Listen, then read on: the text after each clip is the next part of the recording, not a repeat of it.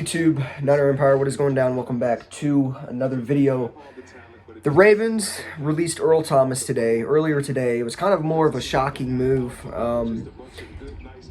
Supposedly Earl Thomas the other day had an altercation with a teammate, and Earl Thomas ended up getting sent home by John Harbaugh and the Ravens coaching staff. Now, it was on Friday.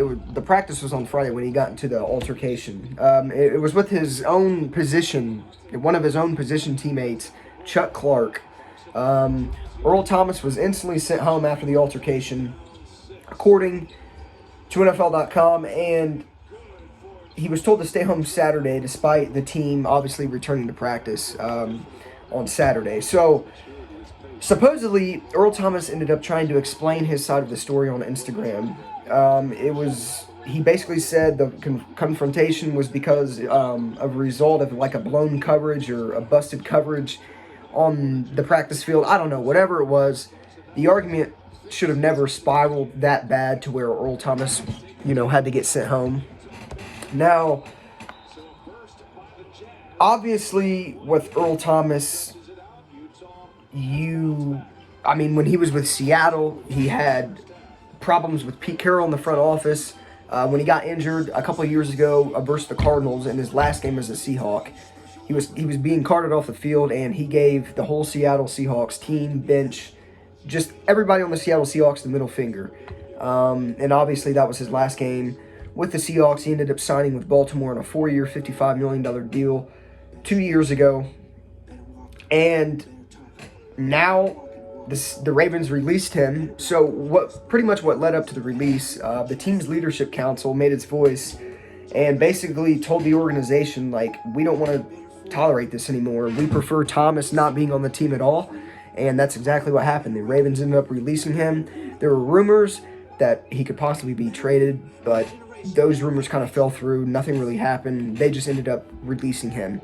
Now, they obviously have to still pay him, I think it was like $10 million throughout, it says right here, though Thomas was signed through 2022 with $10 million fully guaranteed salary for 2020.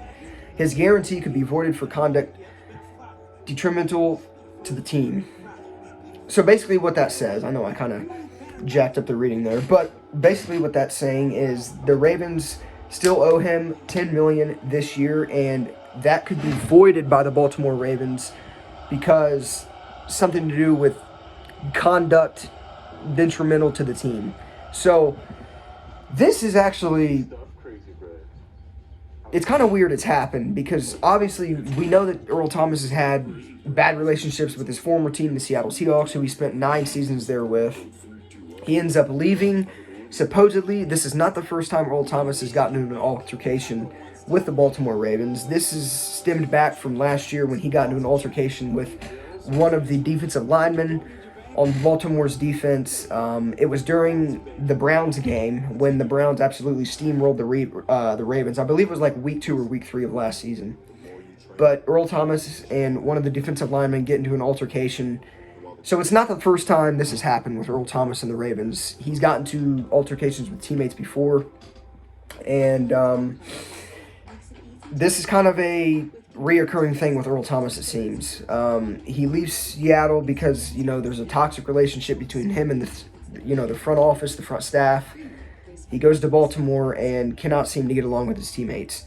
Now, Martellus Bennett came out earlier and said that he feels as if Baltimore is trying to get rid of Earl Thomas all along, strictly because the way Martellus Bennett put it was he basically said, altercations in football with teammates happen all the time.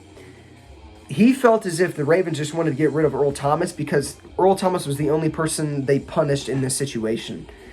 He's got a point there, but I think Earl Thomas just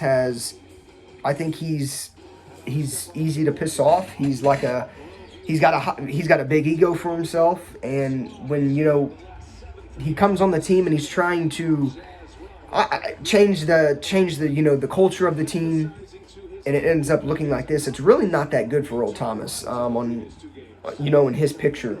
But, at the end of the day, Earl Thomas is still one of the best safeties in the league. He still plays at a very high level. I don't necessarily think Baltimore was right releasing him because, you know, I just think it would maybe have been a little too far. But I mean, hey, I get it. Like, if you want your team, and that's a lot of NFL teams nowadays. They want their culture to be at an all-time high. They want everybody to be able to get along. They want a good, mentality in the locker room. I get it. Like, I 100% get it. That's what happened with, Reuben Foster a couple of years ago with the Niners. He could not stay out of the back of the police car, and we end up firing him, and we end up releasing him. It happens all the time in the NFL. I didn't expect this to happen to Earl Thomas, considering, he's one of the hearts of that defense, but I get it. It's if a player's not getting along with another player, why keep him? If he's going to be toxic to your team, why keep him? I get it completely. So the Ravens obviously end up releasing him in this situation, and Earl Thomas is currently now a free agent. Now, here's where the 49ers come in part. The 49ers have been linked to Earl Thomas ever since this has went down. Now, obviously, the Cowboys, the Texans have also been reportedly linked to him. I do know, I read a report today earlier that said that the Texans currently have zero interest in trying to sign Earl Thomas. So, if anything, that leaves the Cowboys, his hometown, and the 49ers as the only two people in the mix. Now, I don't necessarily think Earl Thomas would choose the 49ers over the Cowboys, but there's familiarity there because obviously you have Robert Saleh, who used to be the defense quality control coach for Seattle back in 2013, 2012, I believe it was. It was back when the Legion of Boom was around. So Robert Saleh is very familiar with Earl Thomas. He worked with Earl in Seattle. Robert Saleh is now our defensive coordinator. Richard Sherman, he formed the Legion of Boom with Richard Sherman in Seattle. Maybe that is enough to persuade, the Bay Area. It's a nice area. Maybe that's enough to persuade Earl Thomas to the 49ers. But he came out publicly and said that he really wants to play for the Cowboys. He said a couple of years ago, I believe it was 2017 or something like that, he basically said after a game in the post-game interview, "Cowboys, come get me." That is what he quoted. Now, we know how bad Earl Thomas would like to play for the Dallas Cowboys, but with the Dallas Cowboys money situation, I don't know how much money and cap they have. I don't really follow the Cowboys like that. I'm more of like a hatred type guy towards them.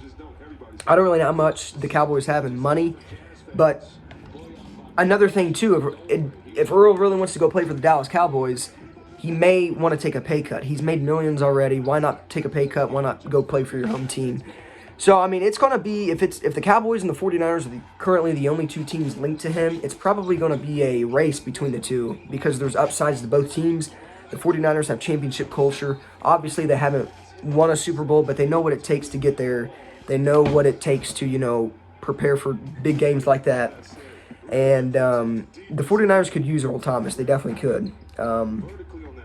So, I don't know. We'll see where this goes.